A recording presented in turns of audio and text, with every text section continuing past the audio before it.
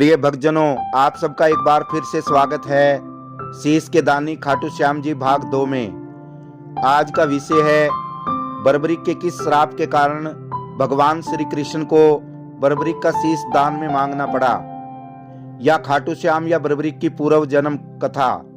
तो शुरू करते हैं आज का विषय। प्रिय भक्तजनों, बात उस समय की है जब श्री कृष्ण ने बर्बरीक से शीश का दान मांगा और बर्बरीक ने अपनी तलवार से शीश का दान दे दिया। बर्बरीक का शीश और धड़ अलग अलग पड़े हुए थे। तभी सभी पांडव श्री कृष्ण जी के पास आए और बोले, प्रभु आपने ये क्या कर दिया? आपने पांडव वंश का एक जलता हुआ चिराग बुझा दिया। युधिष्ठिर बोले, प्रभु आपने हमें ऐसा घाव दिया है जो शायद ही कभी भर पाए। यदि हम युद्ध जीत भी गए तो भी हमें नहीं लगता कि कभी ये घाव भर भी पाएगा। इस पर श्री कृष्ण जी बोले, हे पांडवों, तुम सब कुछ भी सोचो, पर मैंने ये सब तुम्हारे कल्याण और इस युद्ध के हित में किया। विजयश्री प्राप्त करने के लिए यह अत्यंत आवश्यक था।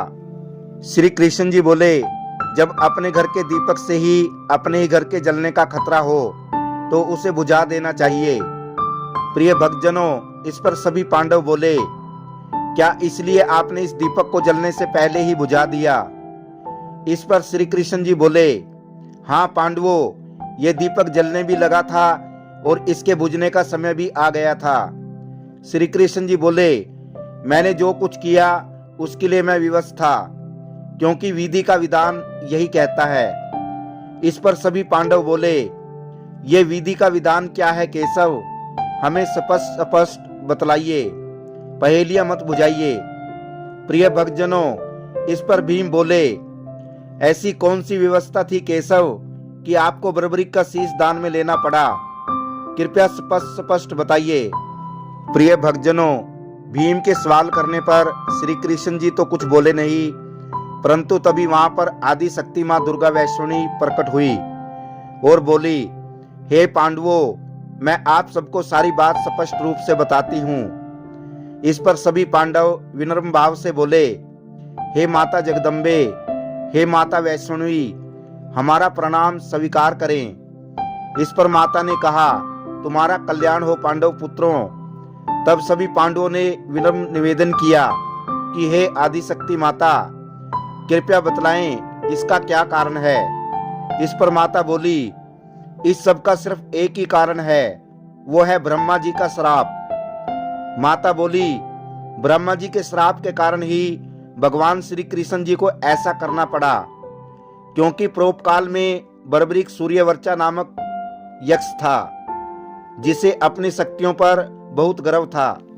प्रिय भक्तजनों, आदिशक्ति माता पांडवों से बोली, एक समय ऐसा आया था जब पृथ्वी पर कंस, बकासुर और जरासंध नामक राक्षसों का राज आया, और इन राक्षसों के पाप के कारण पृथ्वी करहा उठी और ये दैत्य धर्म का मार्ग छोड़ मनुष्य पर अत्याचार करने लगे तथा अपने नाम की जय जयकार करवाने लगे, जिससे देवताओं की शक्ति क्षीण होने लगी और समस्त मानव जाति के अस्तित्व को खतरा पैदा हो गया। इस सब से चिंतित हो ब्रह्मा जी और समस्त देवता भगवान विष्णु से पृथ्वी पर अवतार ले इन सब दैत्यों का संहार करने की प्रार्थना करने लगे। उस समय सूर्यवर्चा नामक यक्ष भी वहीं उपस्थित था। ब्रह्मा जी बोले, हे विष्णु भगवान, आप सोचने और विचारने में समय नष्ट ना करें, क्योंकि इन दैत्यों को मारना कठिन और असंभव कार्य है, जिसे सिर्फ आप ही अपनी शक्ति द्वारा पूर्ण कर सकते हैं। इस पर भगवान विष्णु बोले, हे ब्रह्मदेव, यदि आपकी और समस्त देवताओं की यही इच्छा है कि मैं पृथ्वी पर अवतार ले इन दैत्यों का वध कर मानव मूल्यों की रक्षा करूं, तो मुझे यह प्रस्ताव मंजूर है। मैं वचन देता हूं कि हम स्वयं पृथ्वी पर मानव रूप में जन्म लेकर इन दैत्यों का संहार कर धर्म की स्थापना करेंगे। प्रिय भक्तजनों, भगवान विष्णु की इस बात को सुनकर सूर्यवर्चा नामक यक्ष जोर जोर से हंसने लगा। तब भगवान विष्णु जी ने उनसे पूछा, यक्षराज, यहाँ इतने गंभीर विषय पर बातचीत हो रही है, आप बेसमय हंस क्यों रहे हैं? इस पर सूर्यवर्चा नामक यक्ष बोले, प्रभु मैं इस बात पर हंसा कि आप दैत्यों का संहार करने के लिए पृथ्वी पर अवतार लेंगे।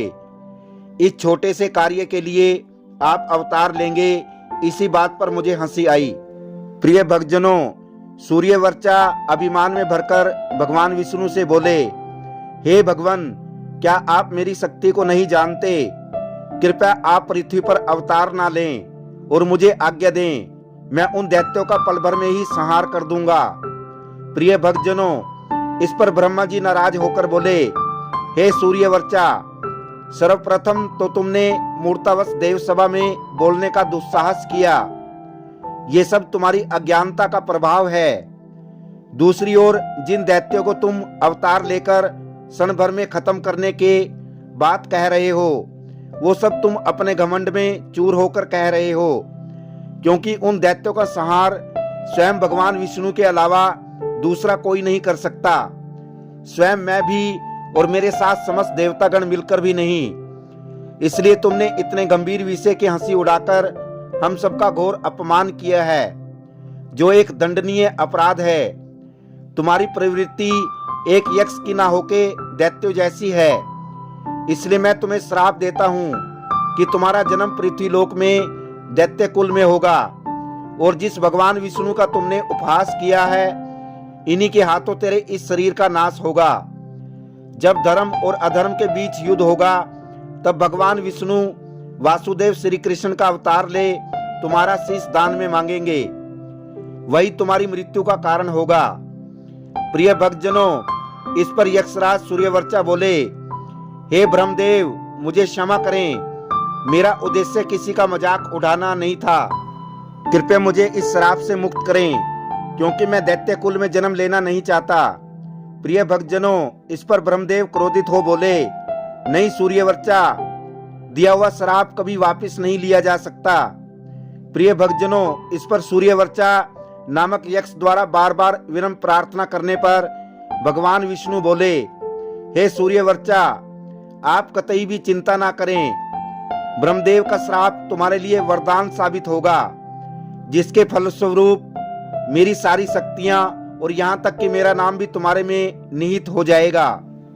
तो प्रिय भक्तजनों, इस प्रकार माँ आदिशक्ति ने पांडवों से कहा, हे पांडवों, ये बर्बरिक ही पूर्व जन्म में सूर्यवर्चा नामक यक्ष था, जिसने दैत्य कुल में जन्म लिया था, और ब्रह्मदेव के श्राप के कारण भगवान विष्णु को वासुदेव श्री कृष्ण का अवतार लेकर इनका शीश दान में मांगना पड़ा। इसमें वासुदेव श्री कृष्ण का कोई दोष नहीं, अपितु ये तो उनकी व्यवस्था और विधि का विधान है। प्रिय भक्तजनों, इस पर सभी पांडव भगवान श्री कृष्ण के नतमस्तक हो बोले, हे भगवान, हमें क्षमा करें, अज्ञानवश और क्रोधवश होकर हमने आपको पता नहीं क्या क्या कह दिया, इसलिए हे भगवान हमें क्षमा करें। इस पर भगवान श्री कृष्ण बोले, हे पांडवों, इसमें क्षमा मांगने की आवश्यकता नहीं है, क्योंकि तुमने जो कहा और किया वो उचित ही था। अपने पुत्र की मृत्यु पर कोई इंसान प्रतिक्रिया ना दिखाए, ऐसा नहीं हो सकता। तो प्रिय भक्तजनों, इस प्रकार भगवान श्री कृष्ण ने माता आदिशक्ति से कहा, हे देवी, ये शीश मेरे भक्त का है, आप इसे अमृत से सींचकर अमर बना दो। तो प्रिय भक्तजनों, इस प्रकार माँ आदिशक्ति ने बर्बरिक का कटा शीश अमृत से सींचकर अमर बना दिया और अंतर्ध्यान हो गई। तो प्रिय भक्तजनों, ये था शीश के दानी खाटू श्याम का भाग 2, जिसमें आपने देखा कि पूर्व जन्म के श्राप के कारण ही भगवान श्री कृष्ण ने बर्बरिक का शीश दान में मांगना पड़ा। तो यदि ये वीडियो आपको पसंद आया हो तो वीडियो को शेयर करना और चैनल को सब्सक्राइब करना। आप सभी दर्शकों का धन्यवाद। जय श्री खाटू श्याम जी।